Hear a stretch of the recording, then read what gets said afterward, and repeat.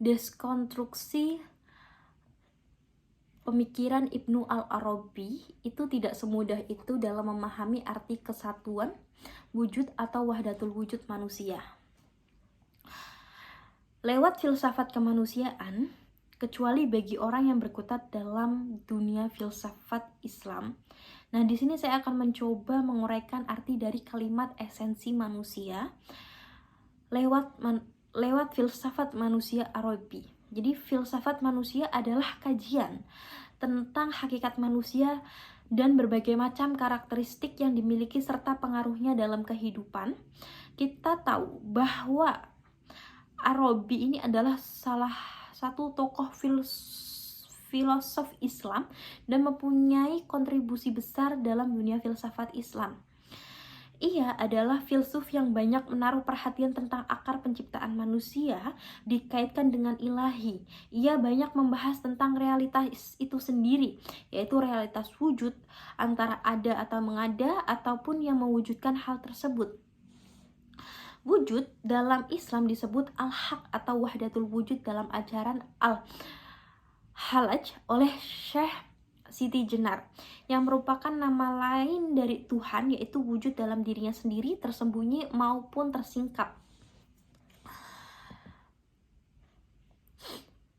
Yang dapat mengenali wujud secara sempurna adalah manusia atau yang sering disebut dengan manusia yang sempurna. Dalam bahasa Al-Quran itu disebut insan al-kamil.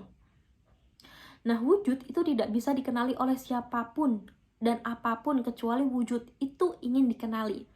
Maka dari itu wujud untuk dapat dikenali maka ia mewujudkan diri melalui 3 hal.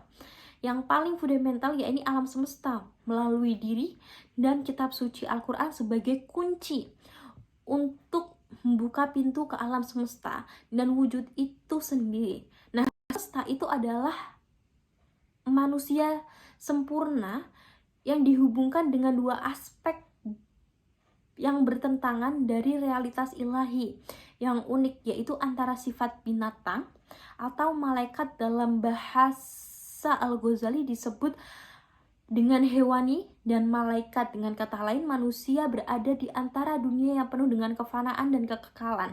Nah, dalam posisi tersebut manusia ini berada dalam posisi kenyataan.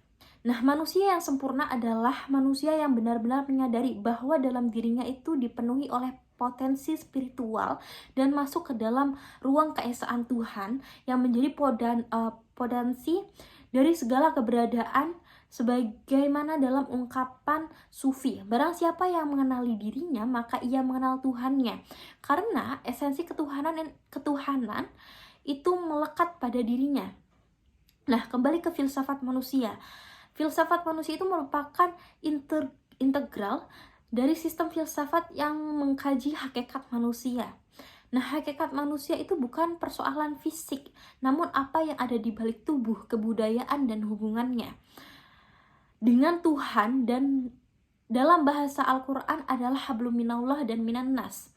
Dalam filsafat barat, masuk dalam kajian ontologi dan metafisika yang biasa disebut dengan antropologi metafisik atau psikolog metafisik. Dalam dunia Islam, filsuf yang menaruh perhatian dan kontribusi yang besar ini adalah Ibnu Al-Arabi ini sendiri. Nah, beliau ini melalui beberapa karyanya, terutama Al-Futuhat Al-Makiyah dan Al-Fusus Al-Hikam, yaitu membahas tentang hakikat manusia terkait dengan Tuhan, kosmos di jalan menjadi manusia yang sempurna. Nah, selanjutnya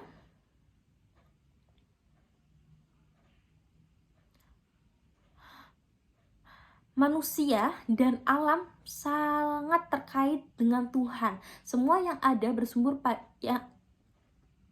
pada Tuhan. Semuanya itu bersumber pada Tuhan. Karena segala sesuatu di alam kosmos, termasuk manusia ini sendiri, merupakan manifestasi Tuhan yang telah terjawantahkan melalui ciptaannya sekaligus. Nah, cerminan untuk melihat kesempurnaan Tuhan, pembahasan tentang manusia ini dikaitkan dengan wujud Tuhan melalui nama-nama yang dilacak dalam kitab suci yang kita sebut dengan Asmaul Husna. Nah, setiap nama Tuhan yang disebut dalam Al-Quran atau hadis memberitahukan kepada kita tentang realitas wujud. Nah, Ibnu Al-Arabi ini, beliau ini terobsesi menemukan akar ketuhanan terhadap semua fenomena di jagat raya ini melalui bantuan spiritual, termasuk siapa sebenarnya manusia itu. Nah, Tuhan satu-satunya pemilik sifat yang benar dan tentunya sempurna. Semua yang ada dalam dunia ini itu seperti kehidupan. Nah, pengetahuan, kehendak, dan kekuasaan semua itu milik Tuhan. Namun, segala sesuatu menampakkan aspek-aspek tertentu dari kehidupan. Pengetahuan, kekuasaan, dan kehendak semua tercermin dalam kosmos. Tuhan membantu ekstensi menuju intensitas aktual, yang berarti ekstensi sepadan dengan kebutuhan nyata. Nah, Al-Arabi menyebutkan manusia sempurna ini sebagai pilar kosmos. Tanpa manusia, kosmos akan runtuh dan mati, serta tidak bermakna. Hal ini akan terjadi akhir ketika manusia yang sempurna terakhir terpisah dari dunia ini. Nah, manusia itu diciptakan sebagai khalifah fil ardi, yaitu khalifah di muka bumi. Manusia sebagai khalifah Tuhan di bumi yaitu untuk melestarikan alam semesta ini dan dilarang untuk membuat kerusakan di muka bumi. Nah, sebagaimana makhluk sebelum manusia menghuni bumi ini disebut dengan Banu Al-Jan. Itu artinya jika terjadi kerusakan dan kehancuran alam dan lingkungan sosial di masyarakat adalah salah satu tanda berkurangnya jumlah manusia yang sempurna di muka bumi. Nah, alam semesta tidaklah sempurna tanpa kehadiran manusia. Dalam kosmos Islam, bahwa kosmos tidak memiliki tujuan di dalamnya dan dirinya sendiri. Kosmos hanya bertujuan untuk membuat dan menopang manusia menjadi eksis. Menurut Ibnu Al-Arabi, manusia itu sempurna menyembah Tuhan melalui setiap agama, wahyu, atau syar'i, memuji dengan semua lidah dan bertindak sebagai wadah bagi setiap penyingkapan dirinya. Nah, jika sesuatu dari dirinya menutupi dari merasakan totalitas dirinya, kemudian dia bersikeras secara jahat untuk melawan dirinya sendiri, maka dia bukanlah manusia yang sempurna. Karena dengan mengenal dirinya, manusia sempurna mengetahui Tuhan. Nah, proses manusia mengaktualisasikan bentuk Tuhan dan memanifestasikan nama-nama Tuhan sering disebut sebagai akhlak Tuhan. Mengambil akhlak Tuhan bukanlah merupakan tujuan untuk mencapai derajat setengah dewa dan menyaingi Tuhan. Namun, sebaliknya jalan ini membawa penurunan secara gradual sehingga sifat-sifat insani berhenti mewujud hingga orang menjadi tiada. Nah, Ibnu Al-Arabi menunjuk pada tingkat kesempurnaan manusia sebagai hamba, ubudiyah. Sebagaimana yang sering ia tegaskan bahwa kedekatan tidak dapat dicapai kecuali seorang itu menjadi hambanya yang utama. Manusia sempurna adalah hamba-hamba Tuhan yang sebenarnya dan absolut. Meminjam kalimat dari Al-Syar'ati bahwa manusia itu mempunyai kapasitas dan kapabilitas untuk menjadi manusia yang sempurna atau insan kamil sebagaimana yang tertera dalam kitab suci Al-Quran, yaitu sebagai khalifah fil ardi. Nah, dalam konsep Karl Marx, sifat dasar manusia itu mengacu pada sintesis, yaitu antara naturalisme dan humanisme. Nah, naturalisme paham yang menyatakan bahwa manusia adalah bagian dari alam, bukan ciptaan dari suatu yang transenden, melainkan merupakan produk evolusi biologis yang panjang pada satu titik, mengalami perkembangan baru dan spesifik melalui sejarah manusia, yang muncul atas daya kreatif mandiri, sedangkan humanis adalah paham mengajarkan bahwa manusia adalah makhluk atau memiliki kemampuan untuk mentransformasikan alam dan menciptakan sejarahnya sendiri.